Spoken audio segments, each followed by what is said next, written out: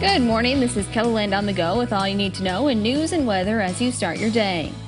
Sioux Falls Mayor Paul Tenhaken says the main priority of his 2023 budget proposal is meeting the needs of the growing community.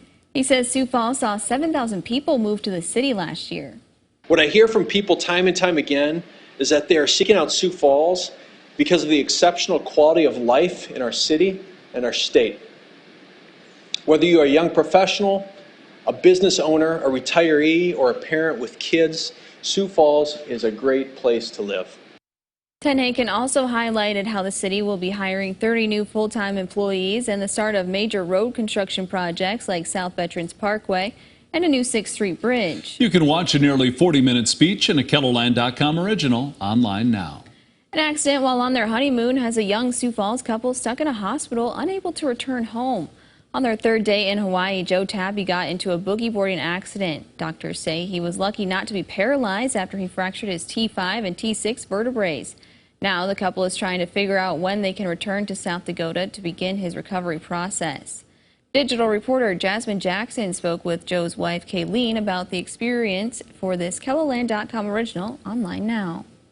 Authorities believe a social media challenge played a role in a hiker's death in the Badlands. The Pennington County Sheriff's Office says 22-year-old Maxwell Wright died while hiking on an unmarked trail featured online. He and a friend ran out of water on Wednesday. Authorities believe Wright suffered from dehydration and exposure. His 21-year-old friend was flown to Monument Health. Both men were from St. Louis. It's been a busy week for crews battling a grass fire in southwest South Dakota. The casino fire continues to grow as crews work around the clock to put it out. The fire, which started on Tuesday on the Pine Ridge Reservation, is now estimated at 12,000 acres. The Oglala Sioux Tribal Emergency Management says wind gusts turned a hot spot into another large wind-driven fire yesterday. Crews spent the day working on containment lines and hot spots. Right now, the fire is contained at 50%. We'll continue following all the updates on the fire on air and online. Let's get a look at today's weather conditions with meteorologist Brian Karstens. Any chance they get some rain out west to help those fire conditions, Brian? I think so, by probably early next week. A little better chance of that as we cool things down.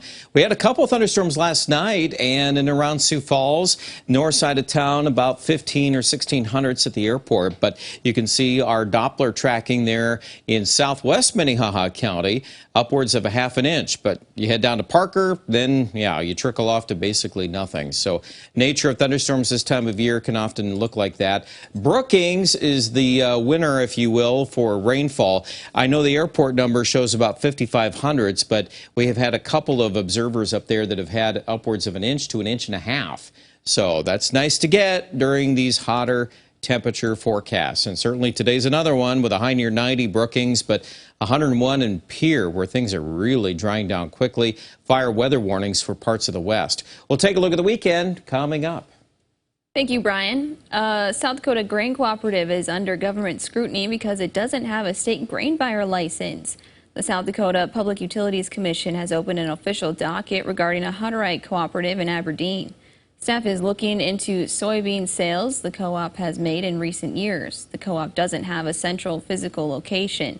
Capitol News Bureau reporter Bob Mercer has a closer look at the accusations in this story on our website now. Johnson Farms near Madison is an organic farm consisting of 2,500 acres. They implement conservation practices such as a diverse crop rotation to help keep their soil healthy. Charlie Johnson hopes that by having people tour the farm, they may become interested in organic farming for themselves. I would say take it slow. I mean, everything has to be done on a learning basis. But first of all, be committed. You know, if you're only looking for the dollar signs or for the quick return, you better find something else to do. But if you have a commitment to soil health, a commitment to your farm, a commitment to your family, and a commitment to your community, organic farming is your ticket. At the field day, presenters gave a demonstration on water filtration, and SDSU researchers discussed some of their trials that are happening at the Johnson operation. Changes are ahead for Leonardo's Cafe at the Washington Pavilion in Sioux Falls. The goal is to make the menu and interior healthier and more family-friendly.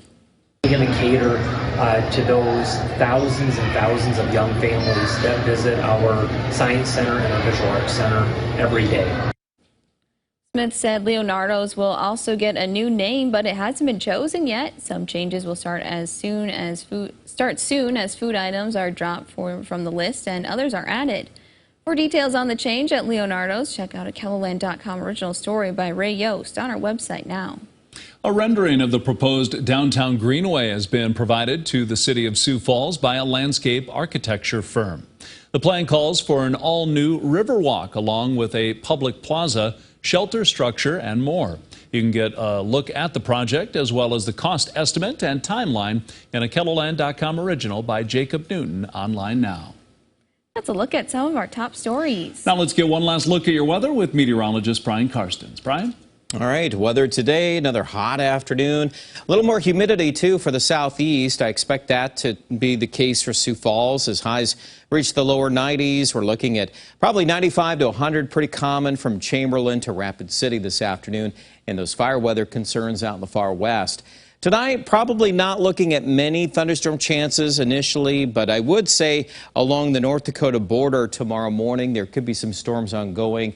We're kind of thinking right now these storms may end up organizing into the bunch that kind of routes down into central Minnesota tomorrow and eventually connects to these severe weather chances that go through the Twin Cities or Rochester. So if you're headed that direction, keep a close eye on the weather tomorrow.